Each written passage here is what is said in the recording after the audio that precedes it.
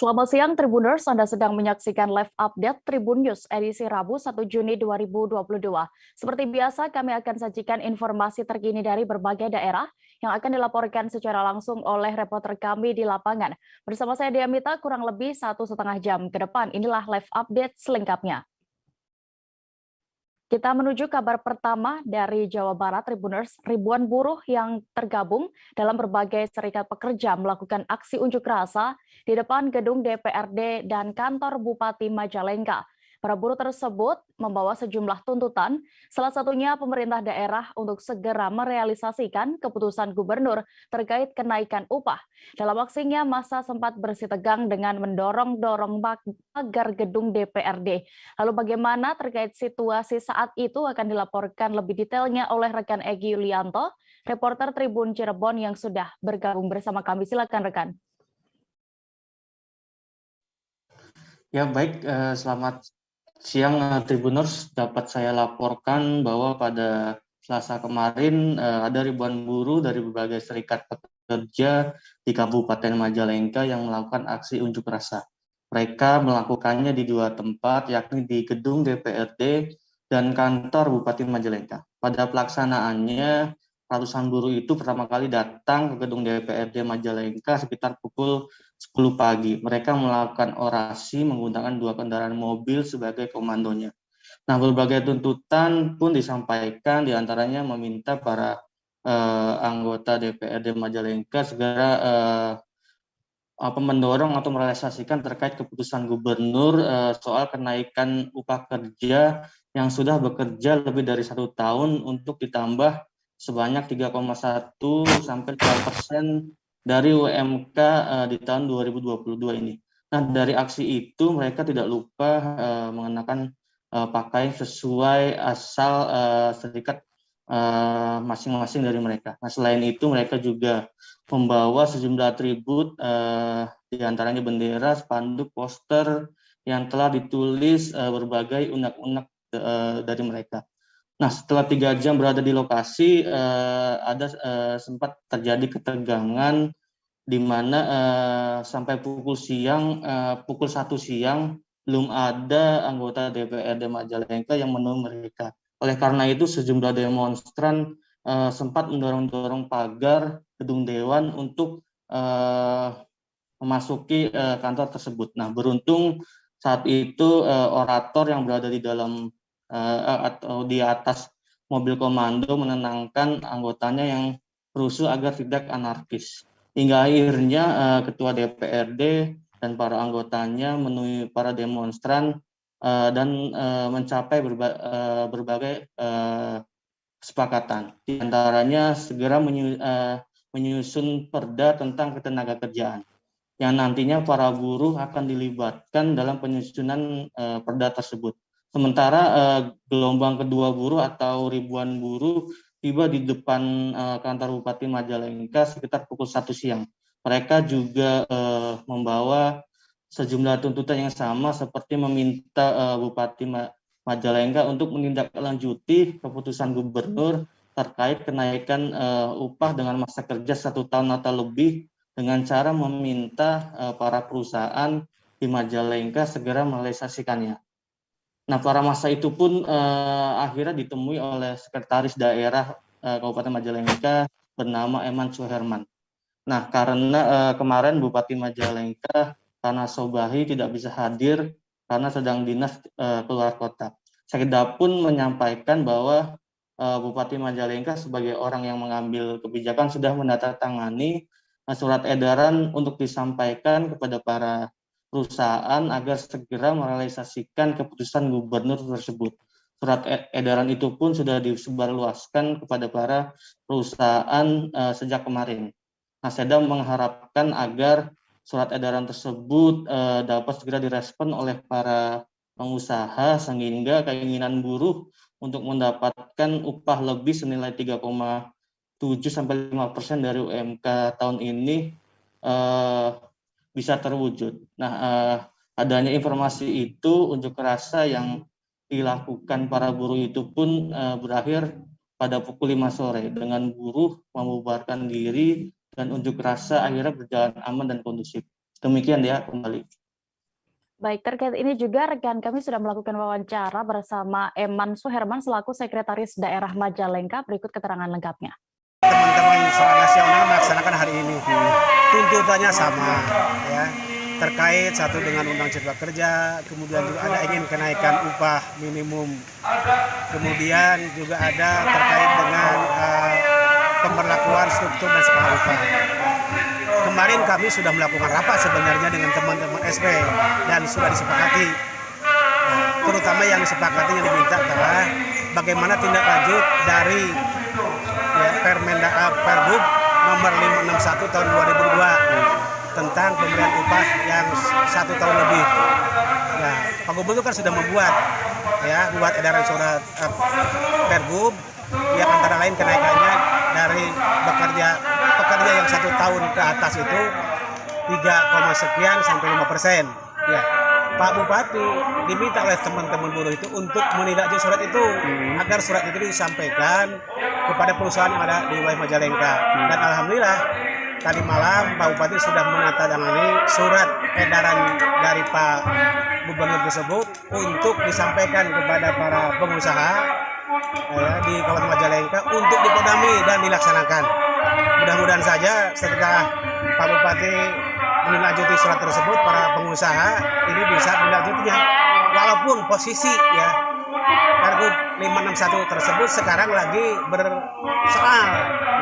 berperkara karena digugat oleh Apindo di pengadilan. Prinsip kita, karena Pergub itu kan sudah ditandatangani, sudah ditangani, wajib kita untuk menindaklanjuti. Persoalan sekarang digugat dan tidak itu kan materi pokok persoalannya.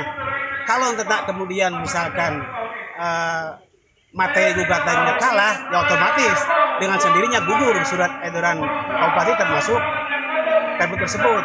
Gitu. Beredar kabar bahwa pemerintah Provinsi Banten akan memberlakukan kebijakan pemangkasan tunjangan kinerja atau tukin aparatur sipil negara. Menanggapi hal itu, Kepala BPKAD Provinsi Banten, Rina Dewiyanti, mengatakan bahwa sampai saat ini belum ada kebijakan penurunan tukin. Terkait kebijakan ini untuk lebih detailnya akan dipaparkan oleh rekan kami Ahmad Tajudin, reporter Tribun Banten yang sudah siap dengan informasi lengkapnya. Silakan rekan. Baik rekan Dea dan Tribuners, perlu diketahui bahwa tunjangan kinerja atau tukin untuk aparatur sipil negara atau ASN di lingkungan Provinsi Banten dikabarkan akan dipangkas, di mana kabar tersebut telah beredar di kalangan ASN di lingkungan Provinsi Banten. Kemudian ketika Tribun Banten.com mencoba mengkonfirmasi hal itu, Kepala BPKAD Provinsi Banten sendiri mengatakan bahwa sampai saat ini untuk tunjangan, untuk mengenai kebijakan tunjangan atau tukin ASN ini masih belum ada kebijakan tentang penurunan tukin. Sehingga isu tersebut yang beredar di masyarakat ASN di lingkungan Provinsi Banten tentu tidaklah benar. Kemudian disampaikan Rina sendiri bahwa untuk tukin, untuk pemotongan tukin sendiri mungkin bisa dilakukan ketika yang bersangkutan atau ASN yang bersangkutan tidak menjalankan kinerjanya sesuai dengan apa yang diberikan kepadanya. Sehingga hal itu tentu pasti ada persentasinya, di mana untuk ASN tersebut yang tidak melakukan tugasnya sebagaimana mestinya, tentu itu akan ada penurunan atau pemotongan dari tukin yang seharusnya dia dapatkan. Hal itu juga sesuai dengan evaluasi dari Badan Kepegawaian Daerah atau BKD Provinsi Banten. Kemudian untuk tukin sendiri dikatakan oleh Rina bahwa sampai dengan tahun 2022 ini tidak ada perubahan kebijakan terhadap besaran tukin yang akan diberikan, di mana tukin 2022 ini sudah tercantum dalam APBD tahun 2022. Adapun ketentuannya menurut Rina bahwa setiap per semester harus dilakukan rekomendasi dari Kemendagri, di mana untuk semester 2 ini tentu pihaknya harus melakukan permohonan rekomendasi kembali kepada Kemendagri, sehingga untuk tukin sendiri diharapkan tidak ada evaluasi untuk penurunan atau pemotongan. Disampaikan Rina bahwa untuk tukin tahun 2022 ini sesuai dengan apa yang diajukan pada APBD tahun 2022 dia. Baik, terima kasih rekan Ahmad Tajudin untuk laporan Anda. Selamat kembali bertugas. Kita beralih ke Jawa Barat, Tribuners. Pemerintah Kota Bogor menganjurkan para aparatur sipil negara menggunakan produk lokal di hari tertentu. Anjuran tersebut bahkan sudah diperkuat dengan Peraturan Wali Kota Nomor 30 Tahun 2022. Untuk lebih detailnya terkait kebijakan ini akan dilaporkan rekan kami, Rahmat Hidayat, yang sudah siap dengan informasi lengkapnya. Silakan rekan.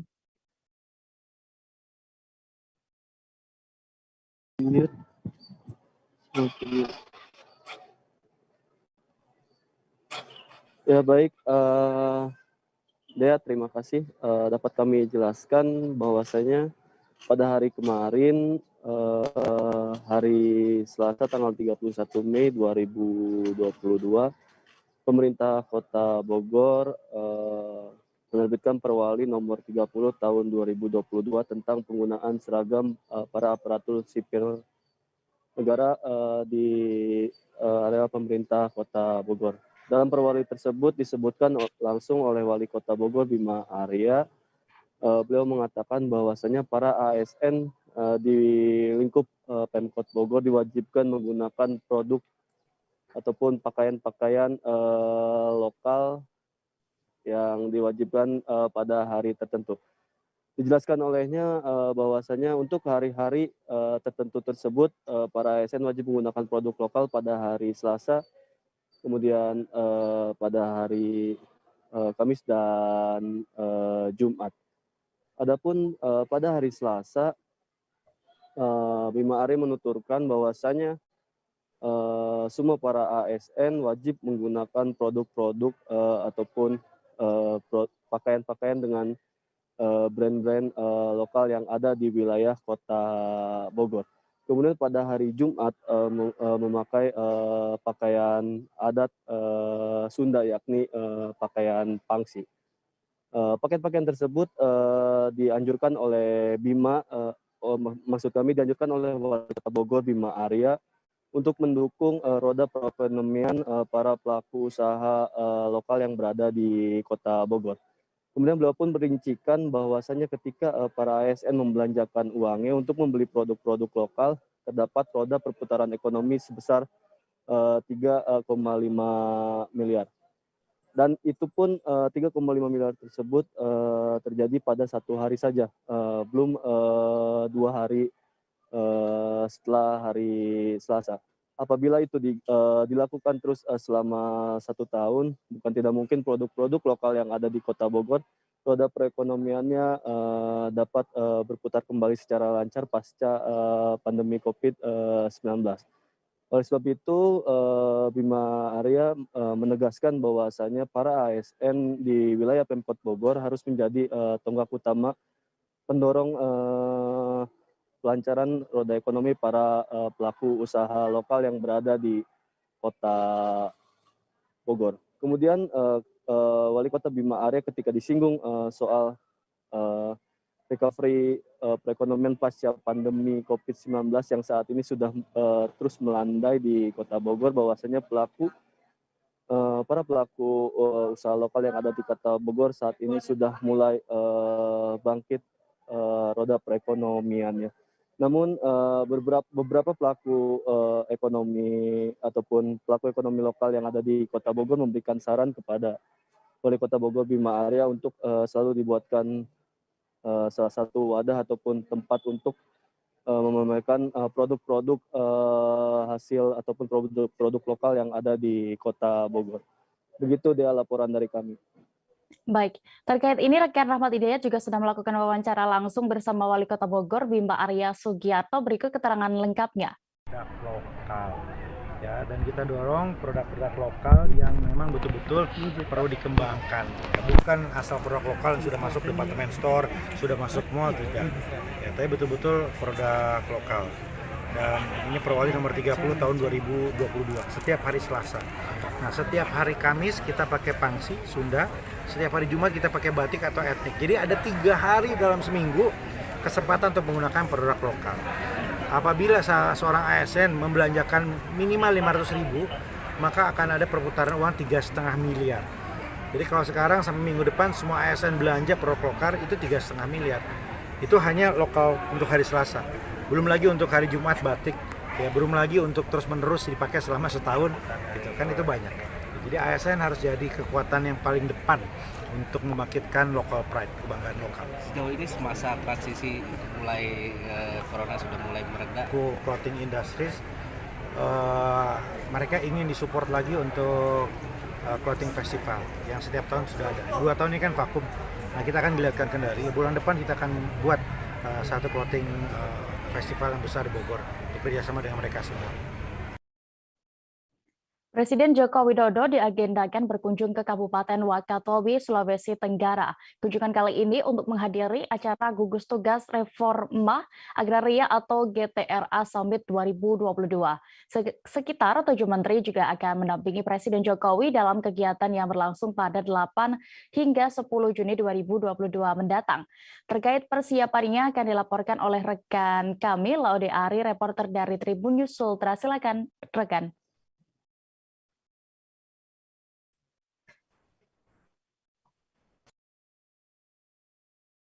Ya, terima kasih dia. Selamat sore Tribuners. Ini saya melakukan terkait rencana kedatangan kunjungan Bapak Presiden Joko Widodo ke Wakatobi dalam rangka menghadiri GTRA Summit 2022 di Wakatobi. Agenda kunjungan Pak Jokowi di Wakatobi direncanakan akan di tanggal 8 dan 9, antara untuk negara Summit sendiri akan dilakukan tanggal 8 sampai tanggal 10 Juni 2020. Saat ini dari Pemprov dan Pemkab Wakatobi juga melakukan persiapan terkait kunjungan Pak Presiden di Wakatobi. Itu seperti dari akomodasi jalan yang pengamanan jalur yang akan dilalui Pak Jokowi pada di Wakatobi, karena selain menghadiri GTRA Summit 2022, Bapak Presiden akan membagikan sertifikat tanah kepada masyarakat Bajo yang ada di Wakatobi, kurang lebih sebanyak 500 kepala keluarga yang akan diberikan sertifikat tanah secara gratis dari Bapak Jokowi ke masyarakat Bajo yang ada di sana. Kemudian selain memberikan sertifikat tanah, ada juga peresmian pelabuhan feri yang ada di Wakatobi yang kemungkinan menjadi agenda tambahan Pak Jokowi selama kunjungan di Wakatobi. Kemudian dari pemerintah provinsi sendiri sedang melakukan persiapan terkait lokasi-lokasi yang akan dikunjungi, makanan yang akan disampaikan yang akan dikonsumsi Pak Jokowi selama berkunjung di Wakatobi. Selain itu, dari Pemprov dan Pemkab Wakatobi sudah berkoordinasi dengan pihak pengamanan dari kepolisian dan TNI untuk melakukan mobilisasi pengamanan di Wakatobi, karena mengingat Wakatobi ini daerah kepulauan, jadi mobilisasi kendaraan pengamanan ya itu akan difokuskan ke daerah Wanci yang kemudian saat ini masih menjadi kendala dari Pemprov sendiri, karena jalur menuju ke Wakatobi untuk membawa alutsista pengamanan itu cukup rumit karena melewati lautan yang cukup luas, karena di daerah Wakatobi itu keras ombak. Itu yang menjadi kendala yang disampaikan oleh Bapak Sekda, PJ Sekda Provinsi Sulawesi Tenggara. Kemudian dari Bupati Wakatobi Bapak Kaliana mengatakan bahwa dari 600.000 jiwa masyarakat Bajo yang ada di Wakatobi akan diserahkan beberapa yang akan diserahkan sertifikat tanah. Kemudian dari sertifikat tanah itu mereka akan bisa menggunakan untuk kebutuhan pribadi, termasuk untuk jadi angkutan untuk kebutuhan usaha. Baik, terkait ini juga rekan kami sudah mendapatkan keterangan dari Bupati Wakatobi dan juga PJ Sekda Provinsi Sulawesi Tenggara. Berikut liputan lengkapnya. Termasuk juga kita mau mendengarkan saran-saran dari berbagai pihak. Jadi lengkap sekali dari TNI, Polri, ini ada dari Angkatan Laut, dari Angkatan Udara, dari Angkatan Darat, dari Gapinda, Kejaksaan, ya termasuk juga dari seluruh kepanitiaan kita di sini. Ada dari BPN, tadi dapat kami, kemudian juga dari Bukakan Wakatobi, Pemda Provinsi yang dipimpin oleh Pak Sekda dan seluruh opd-opd juga di sini, kemudian opd-opd terkait dengan Jauh ini apa kendala Pak yang masih dihadapi?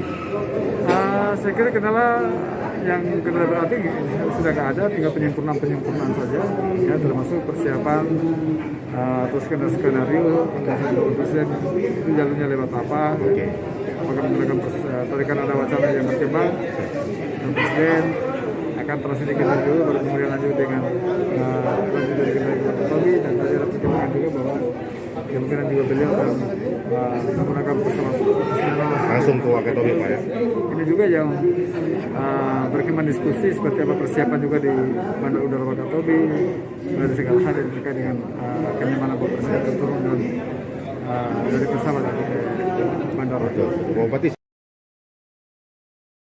dengan Forkopimda, dengan Kabupaten Wakatobi sebagai tuan rumah, agenda-agenda yang akan dilaksanakan oleh Pak Presiden ya itu dalam rapat tadi terkait dengan pengamanan ya, terkait dengan makanan Presiden dan hal-hal jenis yang lain itu kita bicarakan di sini agar nanti kegiatan ini kita harapkan bisa sukses ya. Sejauh mana kesiapan Pak kalau dari panitia untuk kita Dari panitia itu persiapan sudah 90% ya.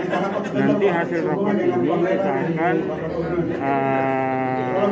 rapat kembali pada tanggal 4 ya, Juni. finalisasi Pak ya? Ya, finalisasi ya. Jadi rapatnya juga melalui sistem karena tadi diikuti juga oleh Pak Wamen. Pak, sebenarnya ada berapa agenda utama Pak kalau dari hasil rapat? Dibahas tadi ini terkait dengan rute ya perjalanan Pak Presiden, mulai dari kita juga belum dapat konfirmasi akhir apakah Pak Presiden akan singgah di Kendari, di Haloleo atau langsung ke Wakatobi. Oleh karena itu kita mengantisipasi apakah Pak Presiden singgah di sini atau langsung ke Wakatobi ya. Itu nanti akan menjadi perhatian kita, khususnya Pak Dan Lanut untuk dia bisa nanti menyiapkan apakah kalau di sana fasilitas yang diperlukan di bandara supaya cepat dibenahi. Hujan deras disertai angin kencang melanda sebagian wilayah Cisarua Puncak, Kabupaten Bogor, Jawa Barat pada Selasa 31 Mei 2022 kemarin. Akibatnya wilayah di sekitaran Kampung Ciburial, Desa Tugu Utara tergenang banjir. Bagaimana terkait kondisi terkini di sana akan dilaporkan oleh rekan Siti Fauzia, reporter Tribun Bogor yang sudah siap dengan informasinya. Silakan rekan.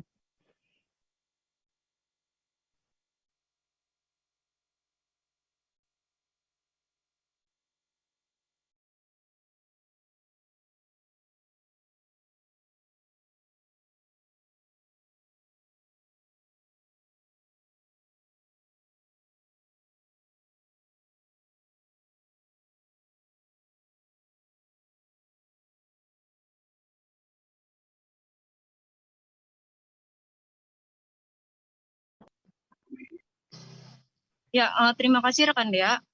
Hujan deras disertai angin kencang melanda sebagian wilayah Cisarua Puncak Kabupaten Bogor pada Selasa 31 Mei 2022 sore kemarin. Nah, hujan besar disertai angin kencang itu membuat wilayah di sekitaran Kampung Ciburial, Desa Tugu Utara, salah satunya di RT 1 RW 5 Kabupaten Bogor, banjir meluap.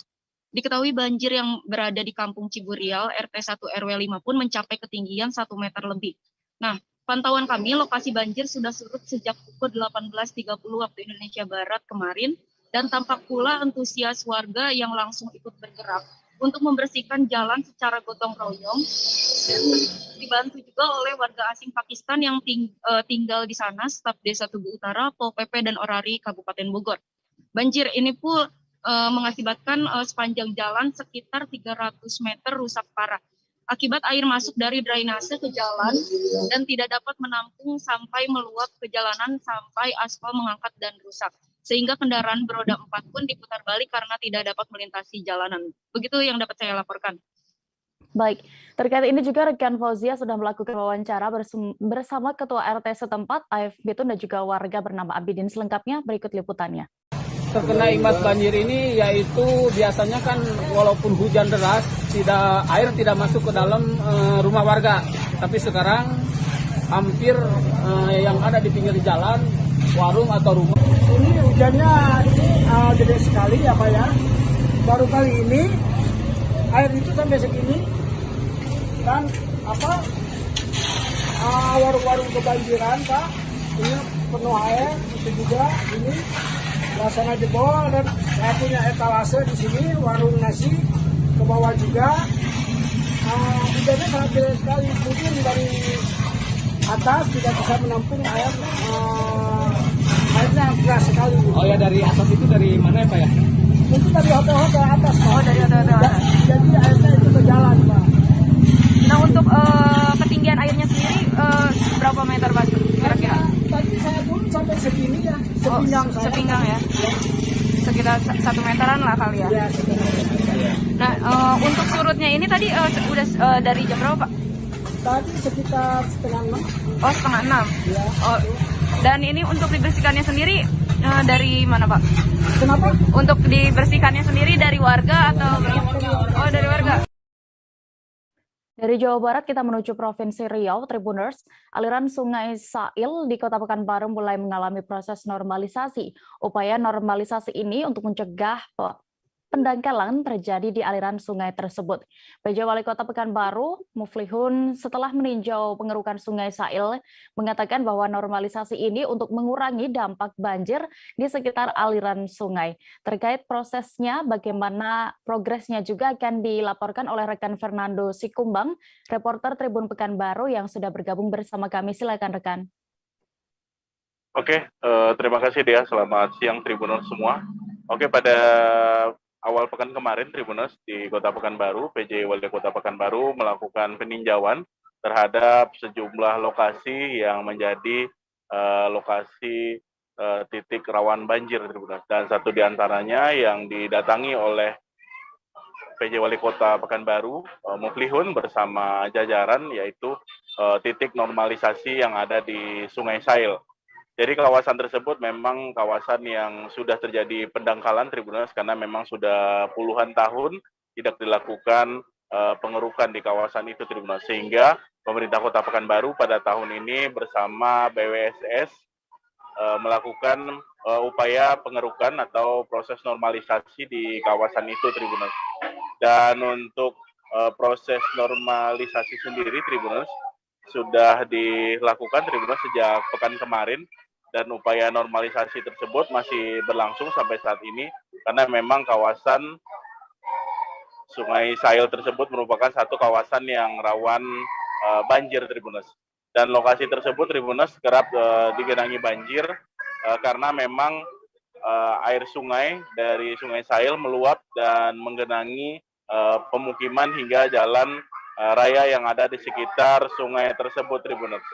Dan informasi yang diperoleh dari pihak Dinas Pekerjaan Umum dan Penataan Ruang Kota Pekanbaru, Tribuners, proses normalisasi ini dilakukan dalam upaya tak hanya dilakukan sebagai upaya mencegah banjir, namun juga dilakukan sebagai upaya untuk menata kawasan lingkungan aliran sungai sepanjang aliran sungai yang ada di Kota Pekanbaru, Tribuners. Apalagi Sungai Sail tidak cuma menjadi sungai yang bakal dilakukan normalisasi, namun ada titik sungai lainnya yang bakal dilakukan upaya normalisasi, yaitu di kawasan Sungai Sibam, Tribuners. Karena memang kawasan Sungai Sibam tersebut merupakan titik yang rawan banjir juga, Tribuners.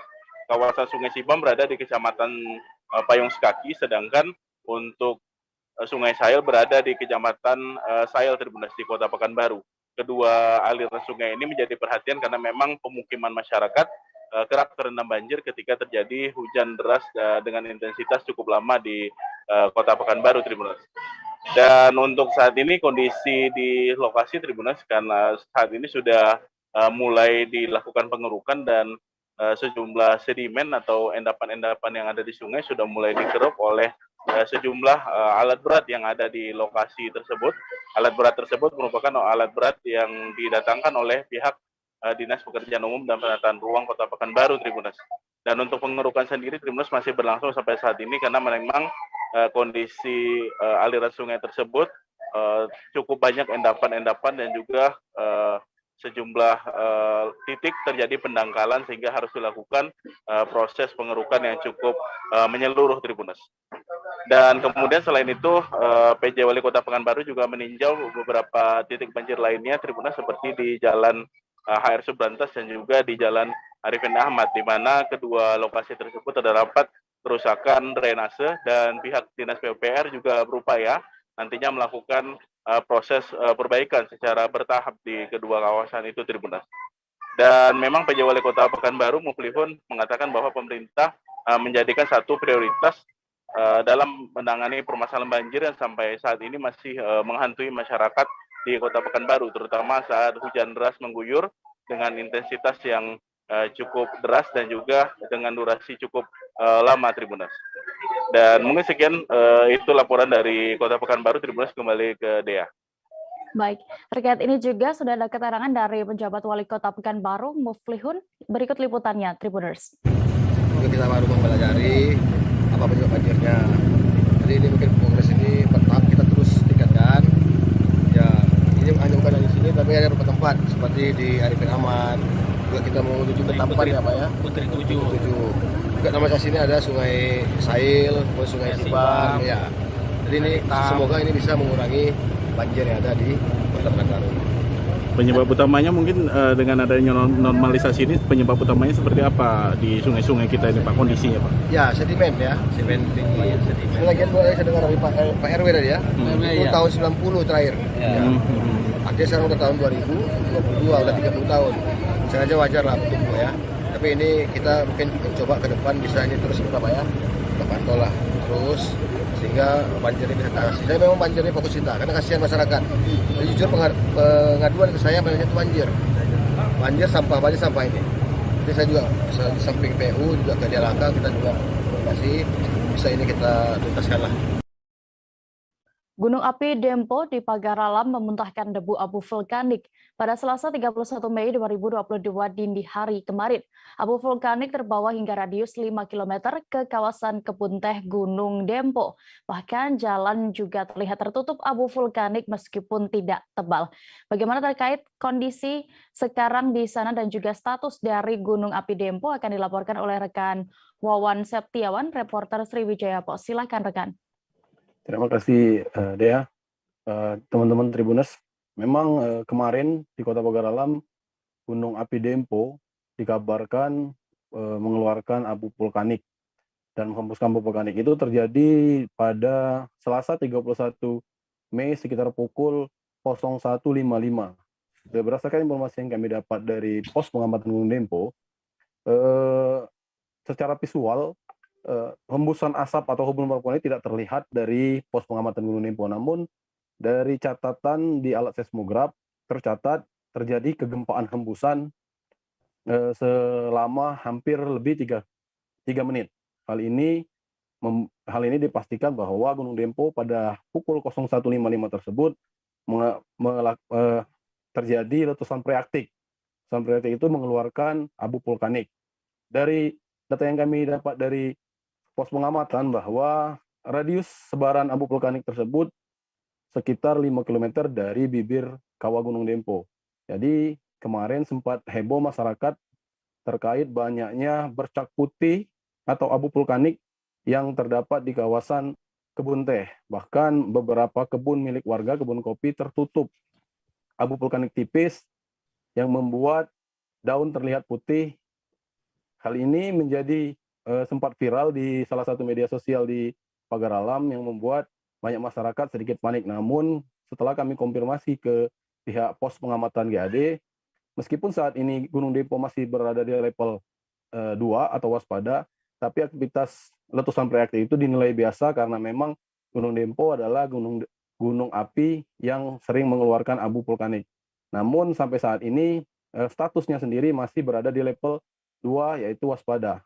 Bahkan pihak pos pengamatan GAD tetap menghimbau masyarakat untuk tidak mendekati pusat kawah seradius 1 km dari pusat kawah. Sedangkan di sektor utara masyarakat atau pendaki tidak boleh mendekati di radius 2 km. Selain itu juga pihak pos pengamatan GAD juga meminta masyarakat untuk memakai masker ketika berada di kawasan Kawah Gunung Dempo, terutama para pendaki, karena memang jika tiba-tiba Gunung Dempo mengeluarkan abu bisa menyebabkan penyakit ispa.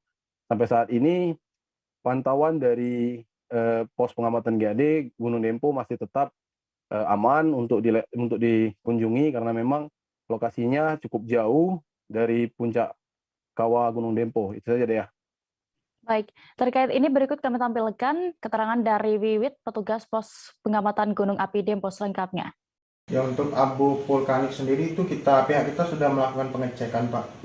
Nah, dan itu kemungkinan besar, tapi untuk sampelnya sendiri itu nanti kemungkinan besar kita kirim ke kantor pusat Bandung untuk dianalisa lebih lanjut.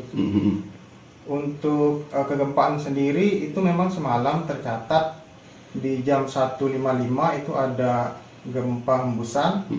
Nah, yang kemungkinan besar abu itu dari gempa hembusan tersebut yang terbawa angin sampai ke kebun teh Dempo. Nah, di sini dapat dilihat ini ada seismograf untuk gempa hembusan tadi. Berapa gempa hembusan? Nah, untuk info selanjutnya itu nanti kan kita tunggu dari analisa kantor pusat kita yang ada di Bandung, Bagi Bandung. Nanti ditunggu saja. Nanti ketika informasi itu rilis akan saya infokan selanjutnya. Mas, terkait ada untuk himbauan sendiri ya seperti himbauan sebelumnya itu hati-hati ketika naik ke atas Merapi Dempo, puncak Merapi Dempo itu hati-hati di radius 1 km dari pusat kawah dan 2 km di bukaan sebelah utara. Dan untuk untuk pendaki sendiri dihimbau kalau memang adanya abu atau yang kira-kira bakal terhirup ya dihimbau untuk menggunakan masker saja. Warga Antang kembali turun ke jalan menggelar aksi unjuk rasa. Aksi dilakukan di Jalan Raya Antang, Kecamatan Manggala, Kota Makassar dengan menutup jalan menggunakan meja, bambu, tangga, dan juga batang pisang. Demonstrasi itu dilakukan masyarakat salah satunya untuk menuntut perbaikan jalan. Selengkapnya akan disampaikan oleh rekan Wahyudin, reporter Tribun Timur yang sudah siap dengan informasi lengkapnya terkait kondisi terkini di sana. Silakan rekan. Baik rekan Dea dan Tribuners dimanapun berada, dapat kami laporkan kondisi jalan yang berada di Jalan Antang Raya, Kecamatan Manggala, Kota Makassar. Nah, seperti yang kita ketahui bahwa di jalan tersebut telah lama mengalami kerusakan. Berbagai titik di tengah jalan tersebut telah berlubang dan bekas aspal yang telah ada itu berhamburan, bahkan banyak yang jatuh ke drainase sehingga terjadi kebuntuan. Sehingga pada saat hujan deras terjadi Tribuners, air tergenang di setiap lubang. Bahkan banyak pengendara yang berjalan atau melintasi jalan tersebut terjatuh saat melalui lubang tersebut. Nah, karena kondisi jalan tersebut yang tak kunjung ada perhatian dari pemerintah, warga Antang kemudian menggelar aksi demonstrasi di titik tersebut atau di Jalan Antang Raya. Mereka menutup jalan tersebut sehingga akses kendaraan tidak bisa melalui jalan tersebut. Hal ini dilakukan guna untuk memberi pengertian atau menyampaikan tuntutan kepada anggota DPR atau pemerintah untuk segera merealisasikan perbaikan jalan tersebut. Nah, ada dua tuntutan yang disampaikan pada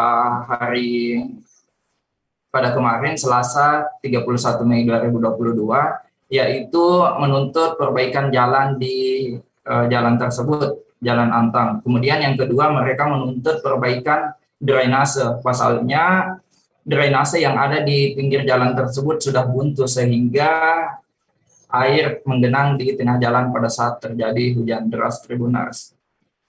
Nah, pada saat aksi tersebut, salah satu anggota DPRD Sulsel, Rahman Pina, juga hadir di tengah-tengah masa aksi.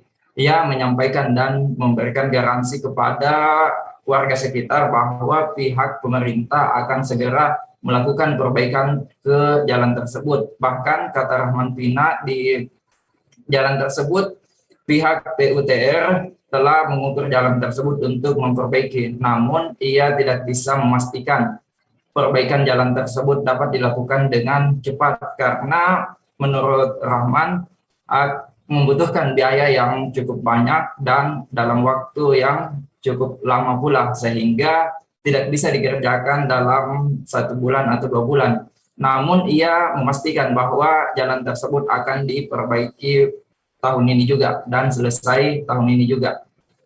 Ia mengatakan bahwa anggaran untuk jalan tersebut telah disediakan dan tersisa untuk memperbaiki jalan tersebut. Demikian rekan Dea dan Tribuners yang dapat kami laporkan dari Kota Makassar.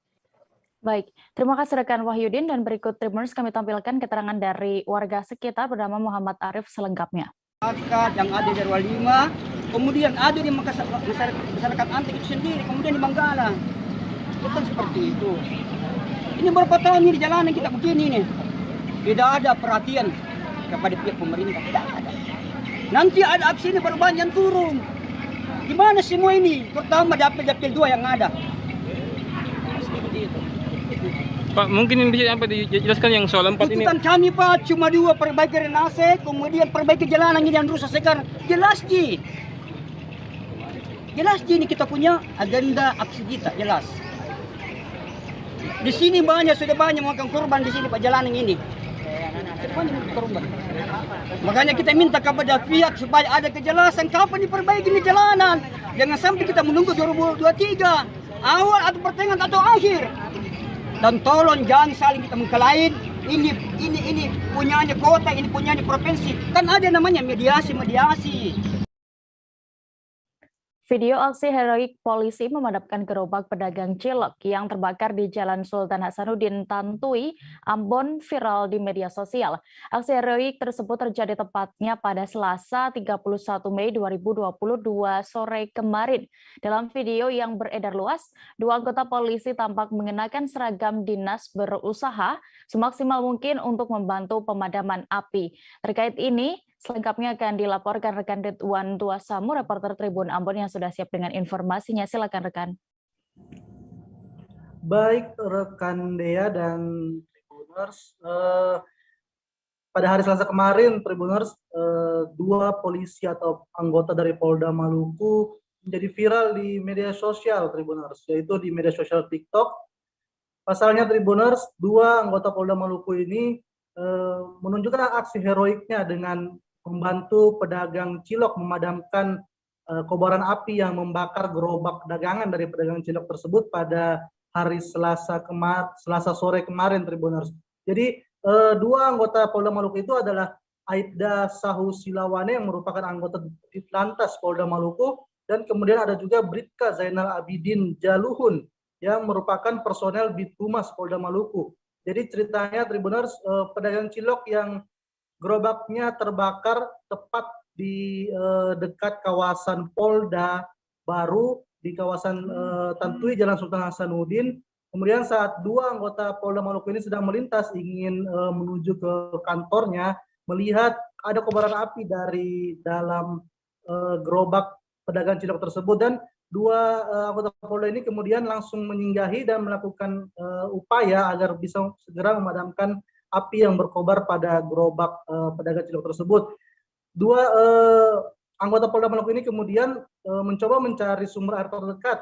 Namun sumber air terdekat jaraknya itu sekitar 30 meter dari lokasi kejadian, yaitu di rumah warga di sekitar kawasan Polda Baru tersebut. Kemudian 2 anggota polisi itu langsung berlari dengan menggunakan alat seadanya, yaitu baskom yang ada di rumah warga, mengambil air secukupnya dan kemudian berlari lagi sepanjang 30 km kurang lebih untuk menyiram gerobak yang sedang terbakar itu.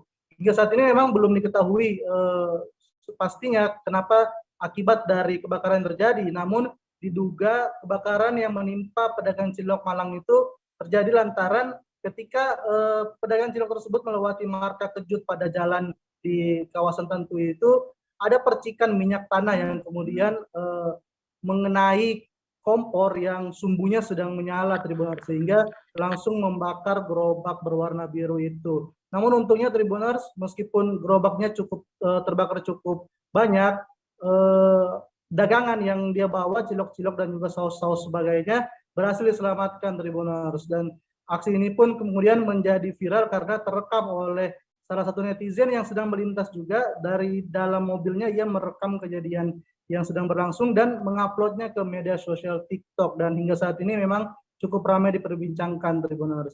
Oke Tribuners dan rekan Dea, sekian laporan saya dari Ambon. Baik, terima kasih rekan Rituan Tuasam untuk informasi Anda. Selamat kembali bertugas. Kita beralih ke Jawa Tengah, Tribuners. Masjid Al-Muhajirin yang berada di Desa Gondangan, Kecamatan Jogonalan, Klaten terbakar pada Selasa 31 Mei 2022 kemarin. Api juga merembet hingga ke aula Desa Gondangan yang berada tepat di sampingnya. 2 unit pemadam kebakaran dengan jumlah personil 8 orang diturunkan untuk membantu warga. Terkait kronologi dan juga penyebabnya akan dilaporkan oleh rekan Ibnu Dwi Tamtomo, reporter dari Tribun Solo yang sudah siap dengan informasinya. Silakan rekan. Terima kasih rekan Dea. Dilaporkan kebakaran di aula Al-Mujahirin yang berada di Desa Gondangan, Kecamatan Jogonalan, Klaten, dan kerugian ditaksir mencapai ratusan juta rupiah.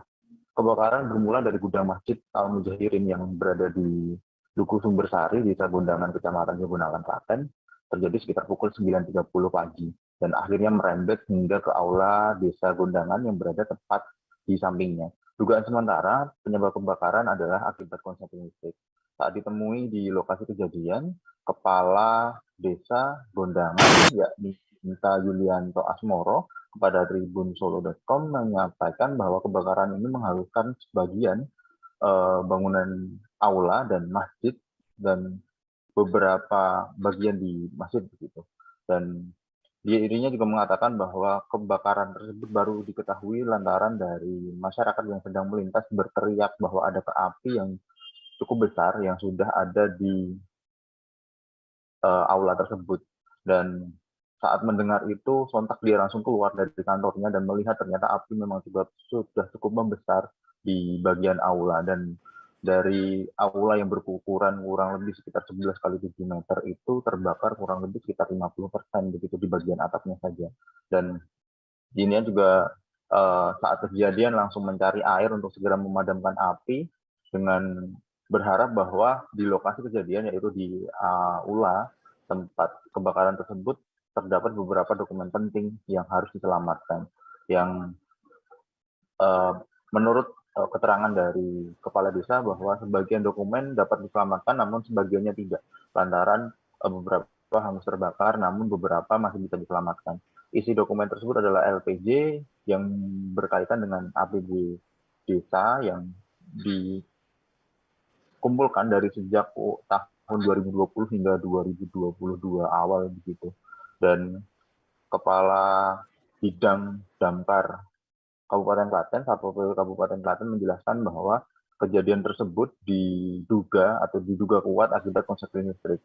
Jadi akibat pemasangan kabel yang tidak sesuai dengan standar begitu, ukuran kabel, terus pemasangan komponen-komponen kabel untuk mengalirkan listrik itu tidak sesuai, ditambah dengan jumlah beban yang harus ditanggung oleh kabel tersebut mengakibatkan kabel tersebut hangus terbakar, akhirnya merembet ke bagian gudang di masjid tersebut, sehingga bertemu dengan bahan atau barang yang mudah terbakar membuat api cepat membesar.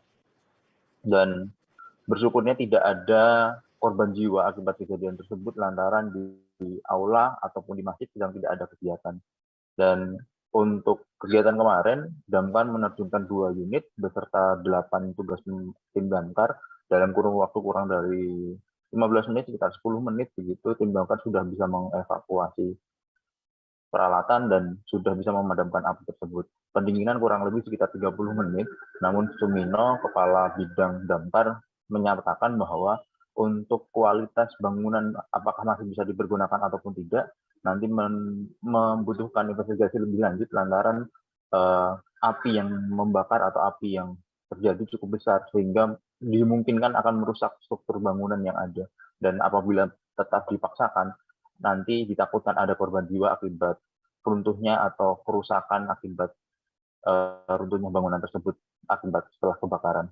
Dan di masjid sendiri ada ruangan sekitar 7 kali 7 meter persegi yang rusak akibat kejadian tersebut, sedangkan di aula ada ruangan 7 kali 11 meter begitu.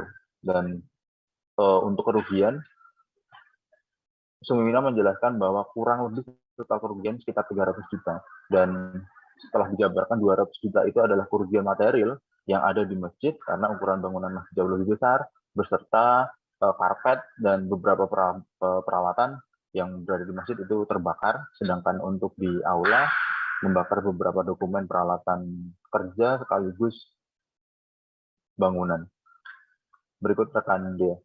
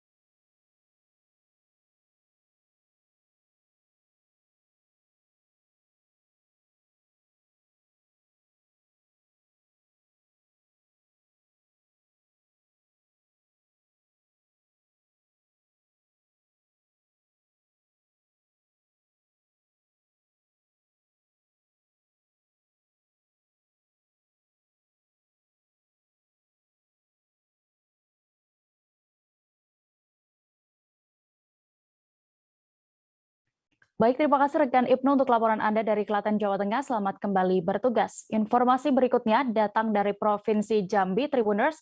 Sebuah gudang minyak di Jalan Lintas Timur, Desa Penoban, Kecamatan Batang Asam, Kabupaten Tanjung Jabung Barat, ludes terbakar. Setelah menerima laporan, petugas damkar langsung menuju lokasi tersebut untuk penanganan. Namun karena jarak yang jauh, api sudah menghabiskan separuh gudang saat petugas tiba di lokasi.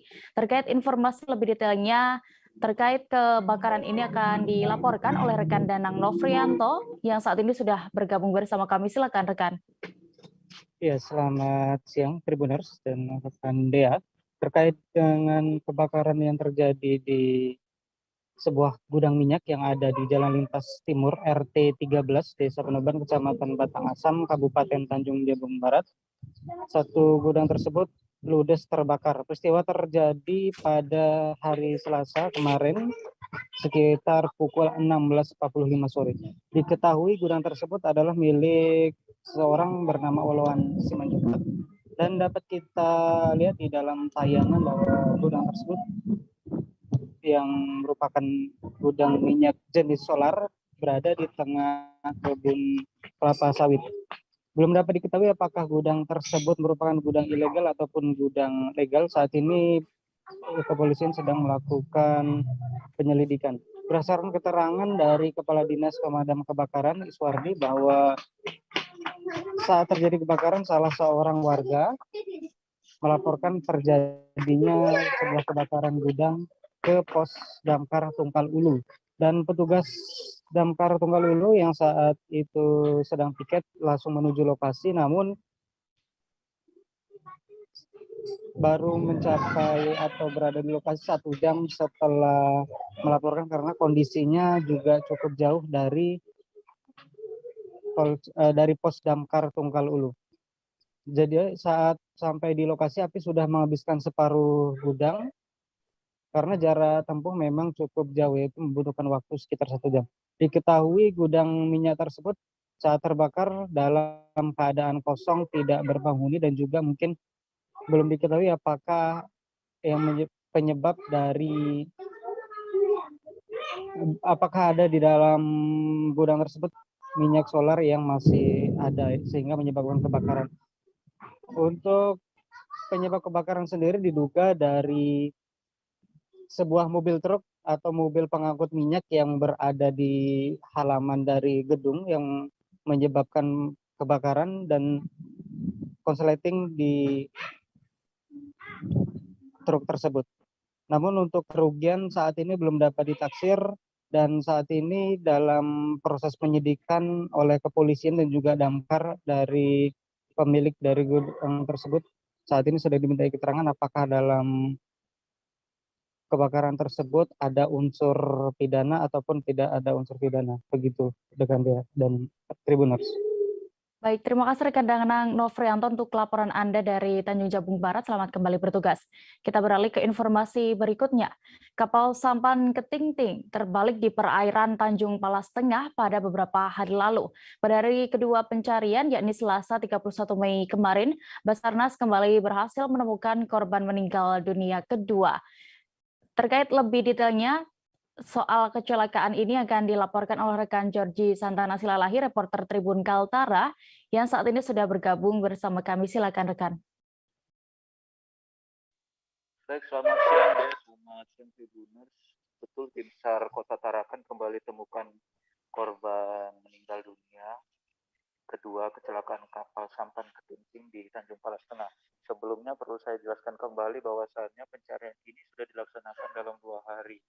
Di mana di hari pertama dilaksanakan pada hari Senin dan berlanjut di hari Selasa. Bahwasannya pencarian ini melakukan di titik koordinat di sekitaran perairan Tanjung Palas Tengah, yang dimana kejadian berawal mula pada tanggal 29 Mei pukul 5 sore ada kegiatan para nelayan yang menuju ke tempat tambak atau istilahnya mau melakukan aktivitas nelayan di daerah tersebut sekitaran Kecamatan Tanjung Palas Tengah, dan bahwasannya pencarian ini sudah dilaksanakan yaitu tadi 2 hari dengan nama korban yaitu ada bernama dari yaitu nelayan yang ada di Tanjung Palas Tengah ini sudah diselamatkan dan kondisinya meninggal dunia. Bahwasannya jarak penemuan 2 mayat ini ada di sekitaran Tanjung Palas Tengah dan juga korban sudah dilakukan otopsi. Dari penjelasan dari SAR Basarnas yaitu Dede Haryadi sudah dilakukan otopsi juga lebih lanjut dari Rumah Sakit Tanjung Selor, dan pada pukul 12.30 pencarian sudah ditutup. Bahwasannya korban juga sudah dikembalikan sudah diberikan penanganan lebih lanjut kepada pihak keluarga korban, dan dari BPBD, maksud saya dari tim SAR sudah melaksanakan sosialisasi kepada masyarakat yang ada di Tanjung Palas Tengah untuk apabila melakukan aktivitas di perairan Kabupaten Bulungan untuk lebih memperhatikan kondisi cuaca, kemudian ketinggian air supaya tidak terjadinya hal-hal kecelakaan tunggal ataupun akibat gelombang air yang ada di perairan Tanjung Palas. Sebab bahwasannya di perairan Tanjung Palas, maksud saya di Kabupaten Bulungan ini terbilang cukup bervariasi atau bervariatif, di mana air pasang kadang terjadi di pagi hari maupun siang maupun malam hari hingga juga esok hari lagi kembali seperti demikian. Karena itu tim SAR melaksanakan operasi pencarian ini juga menggunakan alat-alat canggih, karena di satu sisi perairan di Kabupaten Bulungan ada beberapa titik yang dangkal. Tim SAR meyakini apabila terjadi kecelakaan kembali yang ada di Kabupaten Bulungan ini bisa tepat teratasi, seperti tim SAR sudah temukan 2 korban kecelakaan. Demikian deh yang bisa dapat saya sampaikan, kembali ke studio. Baik, terkait ini juga rekan Georgie sudah mendapatkan keterangan dari Kepala Seksi Operasi dan Kesiapsiagaan Dede Haryana. Selengkapnya kami tampilkan. Di hari kedua, tim SAR gabungan telah menemukan 2 korban sekaligus, yaitu atas nama Saja, radius 20 meter dari LKP pada pukul 9 pagi. Dan di Korban kedua ditemukan pada pukul 11 jarak dari LKP 50 meter. Korban kedua langsung dievakuasi ke keluarga korban dan operasi dinyatakan ditutup. Satuan Reserse Kriminal Polres Aceh Timur berhasil mengungkap sindikat pencurian motor atau curanmor antar wilayah. 5 pelaku anggota sindikat curanmor telah berhasil ditangkap. Dalam penangkapan itu, 7 unit sepeda motor berbagai merek juga ikut diamankan. Terkait ini, selengkapnya akan dilaporkan oleh rekan kami, Seni Henry, reporter dari Serambi News yang sudah siap dengan informasinya. Silakan rekan. Iya, terima kasih rekan Dea di studio dan Tribuners dimanapun berada. Dapat kami laporkan bahwa Polres Aceh Timur melalui petugas Satreskrim Polres Aceh Timur berhasil mengamankan 7 unit sepeda motor berbagai merek dari 5 pelaku tindak pidana pencurian sepeda motor. Kapolres Aceh Timur AKBP Mahmun Harisan di Sinurat didampingi oleh Kasareskrim AKP Miftah Huda dan Kasih Humas AKP Agus Manasution pada Selasa kemarin mengatakan bahwa mereka ditangkap pada waktu dan tempat,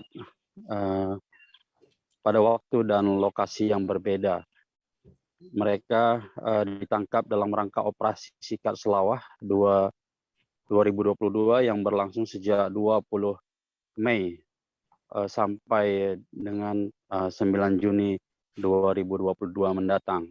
Kapolres mengatakan 7 unit sepeda motor yang diamankan dari pelaku merupakan hasil tindak pidana kejahatan yang dilakukan para pelaku dalam wilayah Kabupaten Aceh Timur dan kabupaten tetangga yaitu Kota Langsa.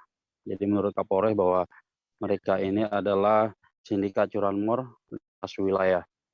3 dari 5 pelaku merupakan warga Kota Langsa, yakni TR, ED dan IW, dan 2 lagi merupakan warga Kabupaten Aceh Timur, yaitu YS dan SF. Dalam kesempatan kemarin, dalam konferensi pers kemarin, Kapolres juga menghadirkan sejumlah warga yang menjadi korban ataupun yang pernah kehilangan sepeda motornya. Dalam kesempatan itu, Kapolres juga menyerahkan barang bukti sepeda motor kepada warga yang bisa menunjukkan surat kepemilikan yang sah. Dalam kesempatan kemarin, Kapolres juga menghimbau masyarakat agar tetap meningkatkan kewaspadaan karena tindak pidana kejahatan dapat terjadi kapan saja dan bisa menimpa siapapun. Satreskrim AKP Miftah Huda Diza Bizuwono mengatakan bahwa kelima pelaku dijerat dengan pasal 363 KUHP dengan ancaman hukuman pidana penjara sebanyak 7 tahun. Salah satu warga yang pernah kehilangan sepeda motornya kemudian ditemukan kembali dari tangan salah satu tersangka. Irmayani mengucapkan terima kasih kepada Kapolres Aceh Timur yang berkat kerja keras jajaran Polres Aceh Timur berhasil mengamankan para pelaku dan sejumlah barang bukti sepeda motor yang mana salah satunya sebagian sepeda motor itu adalah milik korban sehingga korban bisa mendapatkannya kembali. Demikian rekan Dea, kembali ke studio. Baik, berikut kami tampilkan keterangan dari Kapolres Aceh Timur AKBP Mahmun Sarihan di Sinurat selengkapnya. Ini kita Polres Aceh Timur sedang melakukan ekspos terhadap kasus sindikat pencurian sepeda motor. Saat ini Polres Aceh Timur sedang melaksanakan operasi sikat dari tanggal 20 Mei sampai tanggal 9 Juni nanti, dan dalam rentan waktu yang sekian hari ini sudah diungkap ada 7 kasus pencurian sepeda motor dengan melibatkan 5 tersangka. Dan kasus ini dilakukan oleh sindikat yang biasa bermain di Kota Langsa dan di Kabupaten Aceh Timur. Alhamdulillah kasus ini bisa kita ungkap, dan hari ini juga kita bantu untuk para korbannya untuk bisa dibantu proses sehingga sepeda motornya bisa dikembalikan sambil nanti menunggu proses persidangan. Dan kami sampaikan pada para pelaku curanmor, kita Polres Aceh Timur akan tetap tegas akan mengungkap dan menangkap para pelaku yang melakukan tindak pidana pencurian sepeda motor. Mudah-mudahan ini menjadi efek jerah dan contoh bagi para pelaku yang nantinya ingin melakukan, sehingga ini menjadi pelaku tersebut menjadi tidak melakukan lagi. Kedatangan Presiden Joko Widodo dan Ibu Negara Iriana Jokowi disambut meriah ribuan warga di Kota Ende, Nusa Tenggara Timur pada Selasa 31 Mei 2022 kemarin. Saat tiba di Simpang 5, keduanya disambut teriakan histeris warga yang sudah menunggu sang presiden. Diketahui Jokowi masih berada di Ende hingga hari ini, Rabu 1 Juni 2022, untuk memimpin upacara hari lahirnya Pancasila. Lalu bagaimana kondisi terkini di Ende dan juga jalannya upacara Hari Lahir Pancasila hari ini akan dilaporkan rekan kami Nofri Fuka, reporter Tribun Flores yang siap dengan informasinya. Silakan rekan. Baik, selamat siang rekan dia. Dapat kami laporkan dari Ende.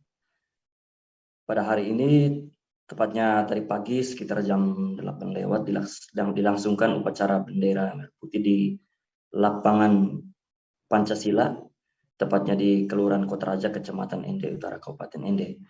Dan perlu diketahui bahwa kedatangan Presiden Jokowi ini menjadi salah satu hal yang membanggakan untuk masyarakat Kabupaten Ende seluruhnya.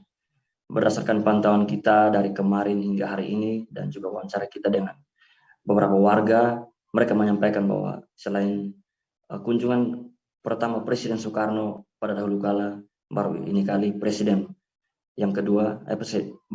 Presiden Indonesia datang lagi berkunjung ke kota kecil, Kota Ende, yang juga dikenal sebagai Kota Pancasila. Dan seperti yang disebutkan bahwa kedatangan Presiden Jokowi di Ende disambut histeris oleh warga di Kota Ende. Warga di Kota Ende sudah berkumpul pada kemarin tanggal 31, mereka sudah berkumpul di Simpang 5 di depan pintu gerbang Bendara pada siang hari, dan jumlahnya itu mencapai ribuan kalau mesti dihitung. Karena notabene bukan hanya dari kota saja, tapi dari kecamatan juga hadir.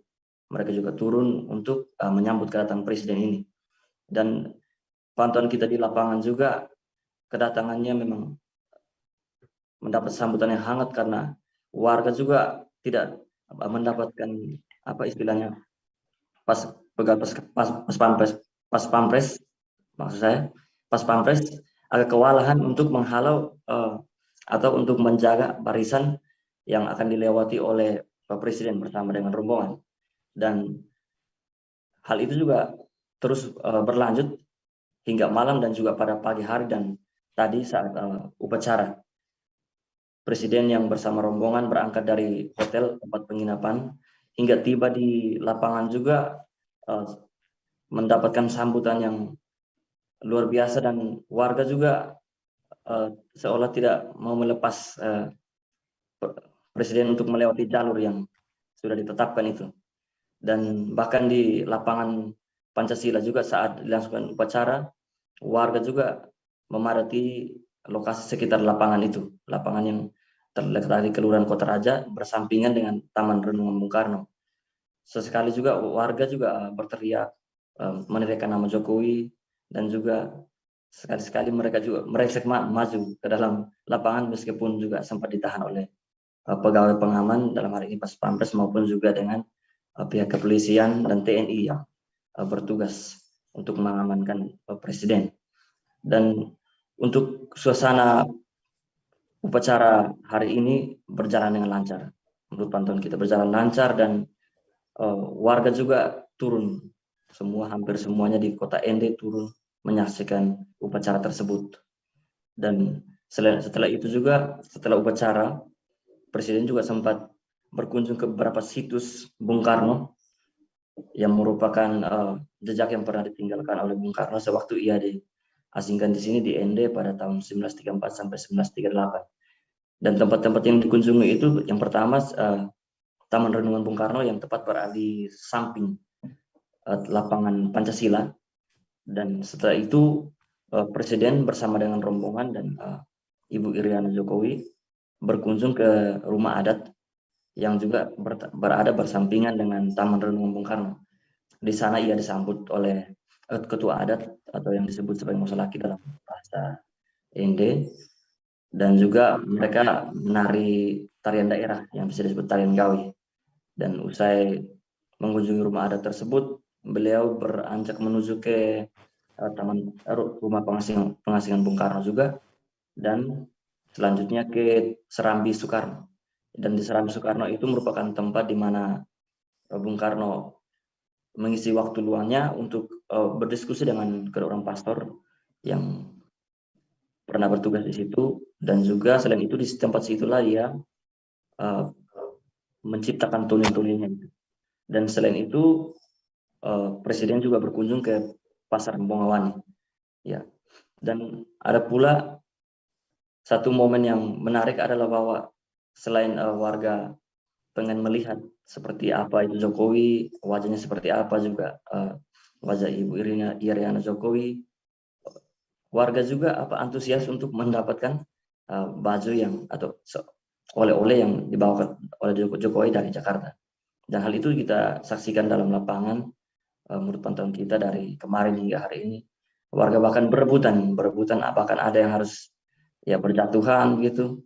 Namun ada pula yang mengungkapkan hal ini dapat kita lihat dalam wawancara yang saya lakukan bersama dengan beberapa orang yang juga menjadi bagian dari warga yang turut menyambut kedatangan Presiden.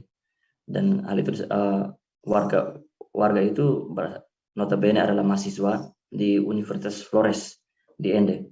Adapun hasil wawancara saya dari seorang mahasiswa bernama Nova yang menyampaikan bahwa kedatangan Presiden Jokowi ini mungkin sesuatu yang membanggakan dikarenakan memang selama ia lahir baru pertama kali ia melihat Presiden Jokowi secara langsung, dan untuknya penampakan wajah Presiden Jokowi sangat berbeda dengan di layar kaca, dan untuk itu ia sangat berbangga. Ada pula dari Katri, salah satu mahasiswa juga yang menyampaikan bahwa meskipun ia tidak sempat mendapatkan baju atau oleh-oleh yang dibawa oleh Jokowi dari Jakarta, namun melihat wajah Presiden juga Ibu Presiden itu sudah menjadi satu hal yang sangat membanggakan. Dan selain itu pula mereka juga mengharapkan bahwa semua dengan kunjungan Presiden yang datang ke sini melawat ke Kabupaten Ende, melihat masyarakat dan juga mengikuti upacara memperingati hari lahirnya Pancasila dan tempat upacaranya dilaksanakan di Ende, itu merupakan sesuatu yang sangat membanggakan untuk mereka. Dan semoga ke depannya mereka mengharapkan bahwa Kota Ende semakin maju dan semua kunjung ini membawa efek yang positif untuk masyarakat dan pemerintah di sini. Demikian informasi yang dapat kami sampaikan. Baik, terima kasih rekan Nofri Fuka untuk laporan Anda langsung dari Kota Ende, Nusa Tenggara Timur. Selamat kembali bertugas. Kita beralih ke Provinsi Lampung. Jajaran Polsek Sukarame berhasil mengungkap kasus pencurian dengan kekerasan atau curas. Dalam perkara tersebut, polisi mengamankan 4 orang yang telah ditetapkan sebagai tersangka. Mereka sebelumnya diketahui beraksi pada Jumat 27 Mei 2022 lalu di bawah flyover Transmart Jalan Soekarno-Hatta, Waidadi, Sukarame, Bandar Lampung. Untuk lebih detailnya terkait kejadian ini akan dilaporkan oleh rekan Joviter Husin, reporter Tribun Lampung yang sudah bergabung bersama kami. Silakan rekan. Baik, terima kasih Dea. Untuk pengungkapan ini dilakukan jajaran unit Reskrim Polsek Sukarame, di mana ada 4 orang tersangka yang berhasil diamankan. Untuk modus pencurian tersebut diungkapkan oleh Kapolsek Sukarame, Kompol Warsito. Mereka berpura menggunakan jasa angkutan darat. Adapun korban sendiri awalnya dipancing untuk bertemu di salah satu tempat di wilayah Bandar Lampung. Untuk selanjutnya mereka diarahkan untuk menemui rekan mereka yang berada di Jalan Soekarno-Hatta atau tepatnya di flyover Transmart Bandar Lampung. Saat itu korban yang tak mengetahui ada 2 rekan pelaku tiba-tiba langsung menodongkan senjata tajam ke arah korban. Akhirnya korban dipaksa masuk dalam mobil dan disekap di dalam mobil tersebut. Sementara 2 rekan pelaku lainnya membawa kabur mobil tersebut ke arah Pulau Jawa. Untuk hasil penyelidikan akhirnya diketahui bahwa mobil truk warna putih sudah berada di wilayah Kendal, Jawa Tengah, dan akhirnya polisi langsung melakukan pengejaran untuk mengamankan barang bukti yang sempat dijual oleh pelaku. Sementara kedua pelaku akhirnya diamankan setelah pulang dari arah Pelabuhan Bakau hendak menuju ke Bandar Lampung. Saat ini keempat tersangka sudah diamankan di Mapolsek Sukarame untuk penindakan lebih lanjut. Demikian, Dea. Baik, terima kasih rekan Joviter, dan berikut kami tampilkan keterangan dari Kapolsek Sukarame Kompol Warsito. Berikut keterangan lengkapnya. Dalam waktu tidak sampai 1x24 jam berhasil mengungkap kasus pencurian dan kekerasan dengan kekerasan. Modusnya seperti apa? Modus, jadi pelaku menodong supir, kemudian memasukkan ke dalam mobil pelaku, sopir dengan kenek langsung disandra, diikat tangannya dan tutup kedua matanya dengan lakban. Kemudian diputar-putar di Bandar Lampung, kemudian diturunkan di wilayah Batu Butuh, Teluk Butung Timur. Kendaraannya BB-nya kita temukan di mana? Untuk BB jenis Avanza milik pelaku di rumah pelaku.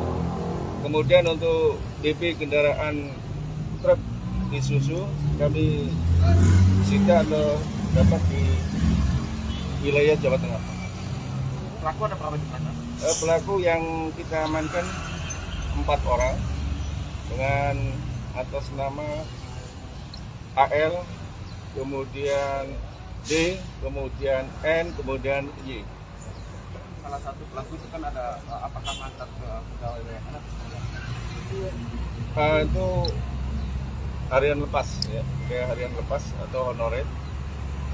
Kemudian untuk 2 pelaku ini memang TKP-nya selain di Sukarame masih ada, termasuk di Bandar Lampung, kemudian di Lampung Tengah, wilayah Tanggamus ini yang sudah melakukan pemeriksaan juga terhadap pelaku AL. Dan ini kan ditemukan ada tes narkotika, artinya ini dipakai untuk modus mereka atau seperti apa? Nah, ini digunakan untuk mengetes untuk mereka apakah sebagai pengguna narkoba.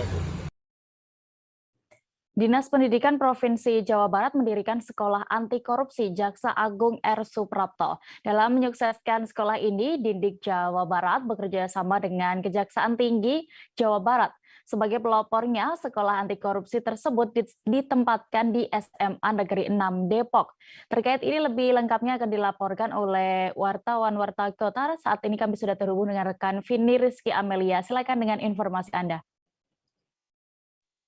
Ya, rekan Dea, pada saat peresmian tersebut hadir juga dari Kepala Kejati Jawa Barat, Asep Mulyana, juga dihadiri oleh Wali Kota Depok Muhammad Idris, beserta dengan Kejaksaan Negeri Depok Mia Banulita. Pada saat peresmian tersebut juga Disdik Jawa Barat, Dedi Supandi mengatakan bahwa dengan adanya sekolah anti korupsi ini diharapkan menjadi cikal bakal lahirnya generasi-generasi penerus yang memang bisa dibanggakan terhadap pemberantasan korupsi yang memang saat ini di Indonesia masih menjadi fokus dari penegakan hukum. Dedi juga mengatakan dengan hadirnya sekolah anti korupsi ini diharapkan pada 2045 mendatang Indonesia masuk menjadi generasi emas, di mana memang para siswa-siswi di kalangan khususnya di jenjang SMA saat ini menjadi penerus di kala pimpinan-pimpinan pejabat tinggi negeri ini telah usai menjalani tugasnya. Dengan diharapkan seperti itu, nantinya Indonesia benar-benar bisa menjadi negara yang maju dan bebas dari korupsi. Dedi Supandi juga mengatakan dengan adanya sekolah anti korupsi ini menjadi penerus dari amanat yang diundang-undangkan dalam G20 presidensial ketika Indonesia menjadi tuan rumah dari perhelatan G20. Namun demikian, walaupun G20 belum terlaksana, namun Dedi mengatakan ini menjadi perdana di Indonesia, di mana memang posisi sekolah tersebut disematkan di SMA 6 Depok yang berada di Kecamatan Limo, Kota Depok. Dedi pun juga berharap nantinya ke depan adanya kolaborasi antara Kejaksaan Tinggi maupun Kejari serta dinas-dinas terkait untuk bisa dapat mengisi materi-materi dari cerita-cerita kasus-kasus korupsi yang nantinya bisa dikembangkan, maksud saya diceritakan kembali kepada para siswa-siswi bagaimana penanganan maupun bahayanya korupsi bagi Indonesia.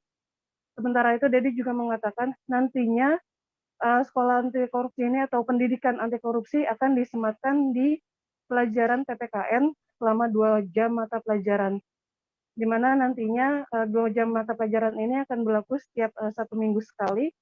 Dan selain itu juga pendidikan anti korupsi ini masuk pada kurikulum terbaru yang ada di Indonesia, di mana memang kurikulum ini baru pertama kali di Indonesia dan memang adanya di SMA 6 Negeri Kota Depok. Jadi juga mengatakan selain pendidikan sekolah anti korupsi, kurikulum anti korupsi nanti juga akan memasukkan kurikulum anti intoleransi. Dengan demikian diharapkan nantinya pemupukan atau pembibitan pada generasi penerus bisa dilakukan sejak dini sehingga untuk 20 tahun ke depan Indonesia benar-benar dapat meraih generasi emas yang bisa membuat Indonesia lebih maju dan dapat dibanggakan di dunia. Selain itu, pada saat peresmian tersebut, Kajati Asep Mulyana mengatakan kepada para siswa, di mana memang posisinya ketika itu Asep mengunjungi salah satu ruang yang memang ditempatkan beberapa siswa. Dalam penempatan momen tersebut, Kajati Asep Mulyana berpesan kepada para siswa-siswi di SMA 6 Negeri Depok bahwa penerapan ilmu anti korupsi itu tidak hanya mereka yang dari kasus-kasus korupsi yang besar-besar yang ada di Indonesia, namun juga mencontohkan kasus kecil semisal meminjam pulpen atau meminjam pensil teman yang harusnya dikembalikan. Dari hal-hal seperti ini juga dikatakan Asep Mulyana menjadi poin penting dari penerapan anti korupsi oleh generasi penerus. Selain itu juga mengembalikan atau menemukan barang-barang yang tercecer di sekolah yang tak bertuan, serta menempatkan barang-barang temuan itu melaporkannya ke guru maupun ke tempat-tempat yang sudah disiapkan oleh SMA 6 menjadi bagian dari pelaksanaan anti korupsi yang diterapkan sejak dini. Demikian rekan Dea. Baik, terkait ini juga rekan Vini sudah mendapatkan keterangan dari Kepala Kejaksaan Tinggi Jawa Barat Asep Mulyana. Berikut liputan lengkapnya. Tadi ya, ini akan menjadikan pionir untuk mendebar nanti benih-benih kebaikan bagi yang lain. Kenapa Depok dipilih? Karena Depok ini bersentuhan dengan wilayah ibu kota, penjang ibu kota. Tentu menjadi penting dikembangkan di Depok sebagai salah satu kota yang penunjang ibu kota. Yang kedua, kami juga melaksanakan di Depok karena memang berdasarkan laporan Bu Kaja di Depok, inisiasi beliau, bahwa kita akan dikembangkan juga tingkat pendidikan menengah dan dasar yang menjadi nanti garapan atau tugas daripada teman-teman distrik di Kota Depok. Dan berikut kami juga nanti akan membuka meresmikan klinik toleransi bersama dengan. Jadi ini satu kegiatan yang komprehensif, tidak hanya kemudian juga bagaimana kita mengembangkan, menciptakan adik-adik generasi muda anti korupsi, tapi juga bagaimana kita mengembangkan budaya toleransi yang menjadi salah satu pilar daripada Indonesia yang kita banggakan. Untuk pertama kalinya diadakan ajang Kapolrestabes Cup Marathon di sepanjang Jalan AP Petaran pada hari ini Rabu 1 Juni 2022. Lomba lari maraton ini menarik animo tinggi dari masyarakat. Kapolrestabes Cup sendiri diadakan dalam rangka memperingati hari lahir Pancasila. Terkait Kegiatan ini selengkapnya akan dilaporkan oleh rekan Fakih Imtiaz, reporter Tribun Timur yang sudah siap dengan laporannya. Silakan rekan.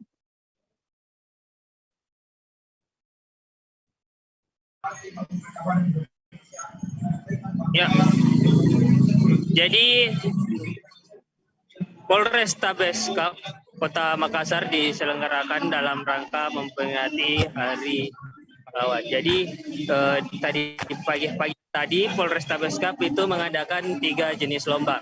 Yang pertama ialah lomba maraton, lomba lari maraton yang digelar di sepanjang Jalan AP Petarani. Jadi selain itu juga ada lomba debat dan orasi dari mahasiswa serta lomba hias sepeda. Jadi para pelari sudah berkumpul sejak pukul 6 pagi di Jalan AP Petarani dan mulai berlari sepanjang Jalan AP Petarani. Rutenya sepanjang 10 km dilalui hanya tempuh waktu kurang dari setengah jam. Dan sebagai juara 1 di kategori umum ada mantan atlet Asian Games tahun 2018 atas nama Syamsuddin Masa. Jadi lomba lari maraton sendiri ini terdiri dari 3 kategori, yaitu kategori amatir yang kebanyakan diisi oleh anak-anak, dan juga kategori mahasiswa serta kategori umum. Hingga siang hari ini lomba masih berlangsung dan saat ini berlangsung final lomba orasi dan debat di Kapolrestabes Cup Kota Makassar. Seperti itu. Baik, terima kasih rekan Fakih untuk informasi Anda dari Makassar. Selamat kembali.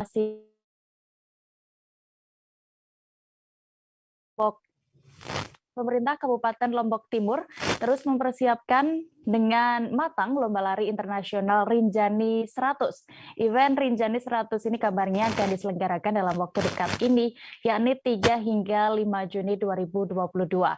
Di mana event ini istimewa dengan adanya 5 kelompok lomba lari yang diadakan. Apa saja itu dan juga bagaimana persiapan terkininya akan dilaporkan oleh rekan Ahmad Wawan Sugandika, reporter Tribun Lombok. Silakan rekan. Ya, baik, terima kasih. Memang di Nusa Tenggara Barat sangat banyak ya event internasional yang sedang diselenggarakan. Baru-baru ini kita telah menyelenggarakan event balap motor internasional ya di Nusa Tenggara Barat, khususnya di Kabupaten Lombok Tengah, yakni MotoGP Mandalika. Dan kemudian nanti juga akan ada event serupa yakni di Sumbawa, namanya MXGP Samota. Nah, di Lombok Timur juga tidak kalah hebatnya. Di Lombok Timur ada event internasional, namanya itu adalah Rinjani 100. Nah, Rinjani 100 ini memang adalah acara atau event tahunan dari Kabupaten Lombok Timur. Tapi dalam 2 tahun belakang, karena memang kita menghadapi 2 peristiwa kan, yang pertama itu gempa bumi tahun 2018, kemudian disusul dengan COVID-19, maka 2 tahun berlangsungnya event Rinjani itu sempat ditunda. Oleh karena itu, melihat dari mulai bangkitnya begitu ekonomi pariwisata di Nusa Tenggara Barat, khususnya di Lombok Timur, pemerintah Kabupaten Lombok Timur ingin sekali memaksimalkan event Rinjani 100 ini. Nah, untuk informasi Tribuners, memang event Rinjani 100 ini merupakan balap lari internasional, yang dimana sekarang sudah sekiranya 3 kali diadakan rapat koordinasi untuk mempersiapkan betul matang-matang event internasional ini. Dimana pada pukul 9 waktu Indonesia bagian tengah tadi, itu pemerintah Kabupaten Lombok Timur itu melakukan konversi pers untuk mempersiapkan untuk menyambut event internasional balap lari ini, di mana dalam konversi pers tersebut dikatakan bahwa ada 1.100 peserta yang tersebar luas di berbagai negara dan juga ini kan dibuka secara umum begitu. Dan di mana juga event Rinjani 100 ini istimewa Tribuners karena ada 5 kategori yang tersaji di dalamnya. Yang pertama itu ada lari 162 km, kemudian 119 km, kemudian 75 km, 36 km, dan yang terakhir adalah 27 km. Menariknya, yang 162 km merupakan balap lari dengan beban terberat di dunia, Tribuners, bayangkan. Dan di mana event ini akan berlangsung itu dari tanggal 3 sampai 5 Juni mendatang, di mana itu startnya dari Blanting, kemudian nanti akan menyusul ke Sembalun, kemudian nanti peserta akan langsung diarahkan ke Rinjani, Gunung Rinjani yang terkenal dengan pesona alam indahnya, Tribuners. Jadi nanti untuk peserta dari 162 km itu sendiri, itu yang sudah terdata sekarang itu ada 14 peserta yang berasal dari berbagai negara. Nanti mereka itu akan diarahkan untuk startnya dari Sembalun, kemudian mengarah ke Torean, kemudian dari Torean dia ke Senaru, dari Senaru turun ke Segara Anak, kemudian balik lagi ke Sembalun. Itu rute yang mereka lalui. Dan memang diakui betul memang kalau misalkan event Rinjani 100 yang kelas 162 km ini adalah balap lari terberat di dunia. Dimana kemarin itu di tahun belakangan, di tahun 2017 itu kan sempat diadakan dan pemenangnya itu adalah orang Thailand, dan kemudian karena menangnya itu orang Thailand kemudian berbondong-bondong datang ke Rinjani. Nah, itu merupakan bentuk dari bagaimana yang diharapkan oleh pemerintah Kabupaten Lombok Timur, sehingga kedepannya bisa mewujudkan atau bisa membangkitkan kembali perekonomian wisata yang ada di Kabupaten Lombok Timur. Kita harapkan begitu, Tribuners. Sekian yang bisa saya sampaikan. Baik, terima kasih rekan Ahmad Wawan untuk laporan Anda langsung dari Lombok Timur. Selamat kembali bertugas. Kita beralih ke Kalimantan Timur, Tribuners. Kepolisian meringkus seorang pria berinisial AS setelah kedapatan membawa sabu seberat 2 kg di tas ranselnya. Pelaku dibekuk di kawasan Jalan Soekarno-Hatta, Geraha Indah, Balikpapan Utara, setelah bertransaksi sabu untuk kemudian diantarkan. Terkait ini, lebih lengkapnya akan dilaporkan oleh rekan Muhammad Zain, reporter dari Tribun Kaltim yang sudah siap dengan informasinya. Silakan rekan.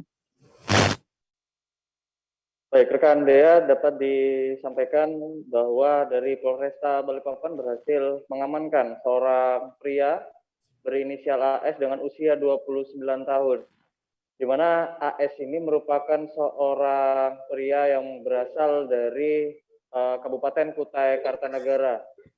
Dari identitasnya sendiri memang sudah terbukti bahwa dia bukan merupakan warga Kota Balikpapan, namun dia terpantau sering melakukan transaksi narkotika jenis sabu di Kota Balikpapan. Hal ini bermula dari kepolisian yang menerima informasi dari masyarakat dan kemudian ditindaklanjuti di kawasan Jalan Soekarno-Hatta, di mana lokasi tersebut sering menjadi transaksi. Adapun modus dari transaksi sendiri ini adalah menggunakan sistem jejak, di mana dari AS ini kemudian mendatangi suatu tempat atau suatu lokasi setelah menerima petunjuk dari orang lain, seseorang lain yang merupakan pemasok dari kota Samarinda. AS sendiri sudah melakukan profesi kurir sabu ini sebanyak 9 kali terakhir, paling tidak dalam tahun ini. Dan dalam pengakuannya ketika digiring oleh petugas di markas Polresta Balikpapan, dia mengakui bahwa profesi kurir sabu ini dia lakukan untuk memenuhi kebutuhan sehari-hari, di mana untuk profesinya dia, profesi utama sebagai seorang petani, ini tidak dapat memenuhi kebutuhannya. Sebagai informasi saja, Tribuners, bahwa dari jasa yang dia antarkan, sabu yang dia antarkan, maksud saya, ini dia bisa meraup kurang lebih jutaan rupiah per 50 gram yang berhasil diantarkan. Namun untuk transaksi yang terakhir dia tidak menerima bayaran lantaran memang dia sudah lebih dulu diamankan oleh kepolisian. Untuk saat ini dari Polresta Balikpapan sendiri masih melakukan penyelidikan khususnya dari pemasok barang haram tersebut bagaimana bisa masuk ke Balikpapan. Hanya saja memang sudah dipastikan sabu yang dibawa oleh tersangka AS ini memang akan diedarkan ke kota Balikpapan. Dari AS sendiri dinyatakan negatif, dalam artian di sini dia positif hanya sebagai kurir saja, jadi dia bukan merupakan pengguna dan hanya menerima upah dari jasa antara tersebut. Dan sementara ini dari tersangka sudah diamankan di Polresta Balikpapan, di mana kepolisian memberikan ancaman melalui Undang-Undang Nomor 35 Tahun 2009 tentang narkotika dengan ancaman pidana penjara paling lama 20 tahun penjara. Sekian yang bisa dilaporkan rekan Dea. Baik, terima kasih rekan Zen untuk laporan Anda. Selamat kembali bertugas. Kita menuju informasi berikutnya.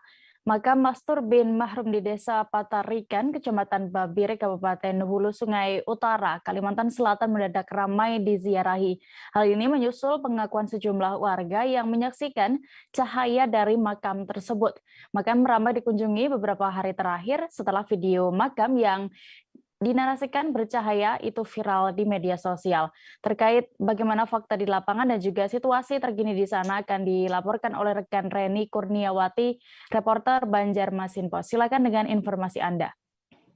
Iya, terima kasih Dia. Ya, bisa kami informasikan bahwa Kabupaten Hulu Sungai Utara saat ini memang dihebohkan dengan adanya video yang tersebar dengan makam yang mengeluarkan cahaya, dan hal tersebut juga tidak hanya disaksikan oleh 1-2 orang, namun beberapa pengunjung yang juga mendatangi makam tersebut. Ya, diketahui makam tersebut merupakan makam milik Bapak Mastur bin Mahrum yang merupakan warga Desa Patarikan, Kecamatan Banjang, Kabupaten Hulu Sungai Utara.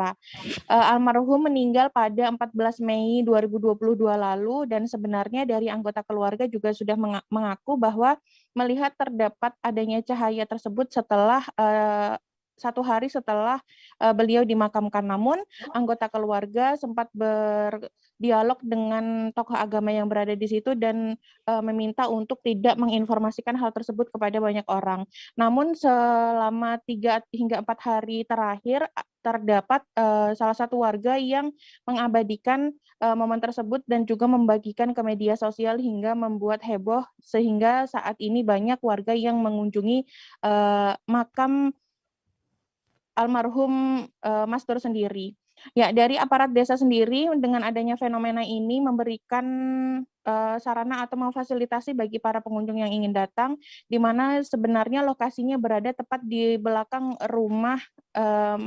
rumah warga, sehingga dibangunkan seperti titian dan juga tempat yang berlantai kayu.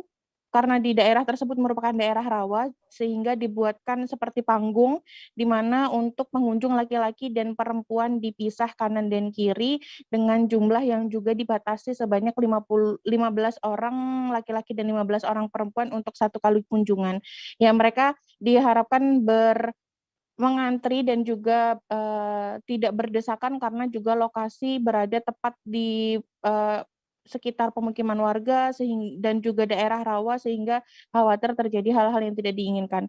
Dari aparat desa dan juga bekerja sama dengan para pemuda-pemudi yang berada di situ mengatur juga lalu lintas, karena hingga saat ini sudah 3 malam terakhir pengunjung yang datang ke makam Mastur bin Mahrum ini sendiri membludak cukup banyak, sehingga perlu dilakukan pengaturan baik lalu lintas maupun keamanan yang juga bekerja sama dengan polsek sekitar. Ya, makam Mastur bin Mahrum ini sendiri, beliau memang dikenal oleh warga sekitar sebagai orang yang rajin beribadah. Rumahnya berada tidak jauh dari langgar dan selalu mengumandangkan azan di setiap waktu sholat, dan dengan selalu sholat di awal waktu, dikenal dengan orang yang sabar, pendiam, dan juga murah senyum. Beliau juga rajin setiap hari mengunjungi majelis taklim pada saat pagi hari berjalan kaki meskipun jaraknya cukup jauh, namun beliau istiqomah setiap hari mengunjungi majelis taklim tersebut dan juga melakukan ibadah lain seperti rajin mengaji di rumah. Hal tersebutlah yang dinilai oleh para warga sekitar untuk bisa dicontoh ketika mendatangi makam beliau, maka diharapkan bisa beriktibar mengikuti amalan-amalan yang biasa beliau laksanakan ketika di masa hidupnya. Kami juga telah mengkonfirmasi kepada aparat desa, kepala desa dari Desa Patarikan sendiri, Bapak Ahyar mengatakan bahwa beliau memang dikenal dengan orang yang taat beribadah dan juga penyabar serta murah senyum. Dari aparat desa memberikan himbauan kepada para seluruh pengunjung yang datang untuk tetap menjaga adab ketika mengunjungi makam sebagaimana mestinya. Demikian Dea. Baik, terkait ini juga rekan kami sudah melakukan wawancara bersama Kepala Desa Patarikan. Akhir berikut keterangan lengkapnya. Dari Desa Patarikan sendiri Bapak Ahyar ya Pak ya? Nih Bapak Ahyar. Pak, boleh diceritakan dulu Pak, dijelaskan dulu Pak awalnya jadi bisa mengetahui bahwa makam dari salah satu warga Pian ini bercahaya itu seperti apa Pak? Awalnya dari ini kan langgar, ini ada teman beliau, ada kaum, habis kaum beliau ini Pak Mastur ini begitu hampir melaksanakan salat berjamaah, mereka habis kaum namanya si wali itu Fajri melihat di kubur Pak Mastur almarhum bercahaya putih seperti bentuk kayak sidin, kayak Pak Mastur. Habis itu pakai berjubah putih, kopiah haji. Habis itu dia langsung melihat sendirian, kaget, oh ada orang duduk di kubur Pak Mastur. Habis itu putih cahayanya. Habis itu dia berpada sama orang-orang melihat ada cahaya putih. Habis itu cahaya bersinar putih di kubur Pak Mastur. Itu wali. Kami bilang Pak Fajri itu wali kami di sini. Jajaran Satreskrim Polres Gresik membongkar praktik bisnis LPG oplosan di Gresik, Jawa Timur. Praktik dilakukan di sebuah rumah kontrakan di Desa Sidojangkung, Kecamatan Menganti, Kabupaten Gresik. Satu orang juga telah ditetapkan sebagai tersangka dalam kasus ini. Untuk lebih detailnya akan dilaporkan oleh rekan Willy Abraham, reporter Surya. Silakan dengan laporan Anda. Terima kasih Dea. Ya, bisnis oplosan LPG yang dilakukan oleh tersangka Krishna ini sudah beraksi cukup lama, tepatnya sejak awal tahun 2022 di bulan Januari. Tersangka ini awalnya hanya berjualan LPG biasa, kemudian dia mempraktekkan mengoplos LPG dari rekannya, kemudian belajar dari internet, sehingga mulai mengoplos LPG itu. Jadi LPG 3 kg yang berwarna hijau, ukuran 3 kg itu sebanyak 4 tabung dioplos ke satu tabung LPG 12 kg yang warna merah muda. Nah, kemudian tabung LPG 12 kg itu dijual di bawah harga eceran tertinggi, yang mana tabung LPG 12 kilo itu biasanya dijual dengan harga 180.000, tetapi oleh tersangka dijual dengan harga 150.000. Bisnis ini sudah dilakukan oleh tersangka di sebuah rumah kontrakannya yang berada di Perumahan Garden Hill, Desa Sidojangkung, Kecamatan Menganti, Kabupaten Gresik. Kemudian tabung-tabung LPG 12 kg yang oplosan itu diedarkan menggunakan mobil ke sejumlah toko di drop, jadi tidak dijual eceran seperti agen LPG pada umumnya. Kemudian dalam satu tabung LPG 12 kg itu tersangka mendapatkan keuntungan sebesar 86.000. Satreskrim Polres Gresik mendapati laporan bahwa tabung LPG 12 kg itu di dalam sehari mampu laku sebanyak 20 tabung, sehingga keuntungan tersangka dalam satu hari mampu meraih uang sebesar 1,7 juta. Nah, tabung-tabung LPG 12 kg itu yang di-drop di toko-toko dan lain sebagainya telah diamankan. Proses penangkapannya sendiri dilakukan di rumah kontrakan tersangka. Saat itu anggota Satreskrim menyamar dengan berpura-pura membeli tabung LPG, dan saat didatangi di rumah tersangka, ternyata tersangka sedang mengoplos LPG. Di dalam rumah kontrakan itu ada 80 tabung LPG 3 kg dan 20 tabung LPG 12 kg yang berwarna merah muda siap edar, langsung diamankan di kantor Polres Gresik.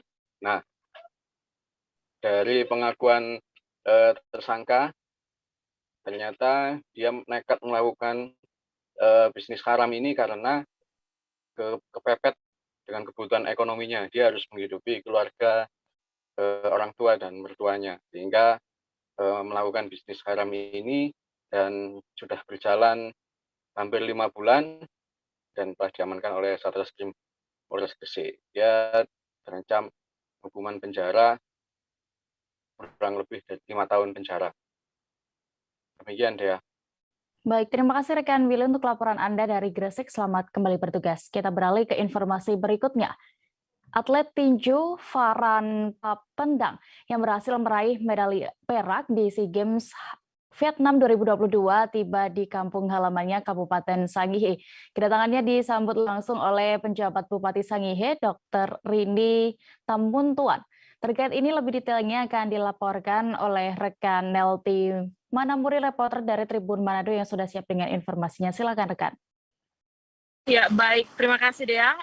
Dapat kami laporkan kedatangan Farhan Papendang di Kabupaten Kepulauan Sangihe yang baru saja sampai pada kemarin, Selasa 31 Mei 2022 dengan menggunakan kapal cepat, yaitu kapal Majestic Kawanua, langsung datang ke rumah jabatan dan disambut hangat oleh pejabat Bupati Dr. Rini Tamuntuan bersama juga dengan suami Dr. Andi Silangen yang juga merupakan Ketua DPRD Provinsi Sulawesi Utara. Dan diketahui bahwa atlet tinju Farhan Papendang juga berhasil meraih medali perak di SEA Games Hanoi, Vietnam tahun 2022 dengan setelah tampil di kelas 57 dan 63 kg putra yang melawan atlet tinju Thailand Som Chai Wong Sua, yang akhirnya Farhan Papendang mendapat medali perak dan tiba di Kabupaten Kepulauan Sangihe yang disambut langsung oleh pejabat Bupati Kabupaten Kepulauan Sangihe bersama juga KONI yang turut sama-sama hadir di rumah jabatan Bupati Kepulauan Sangihe.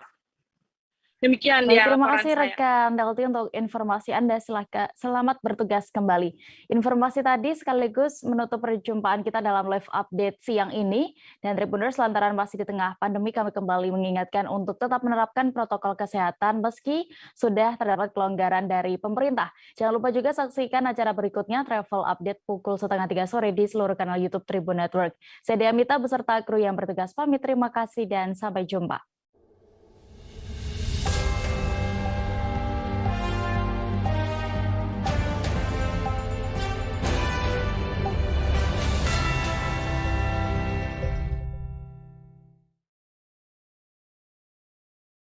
Jangan lupa like, subscribe, dan share ya!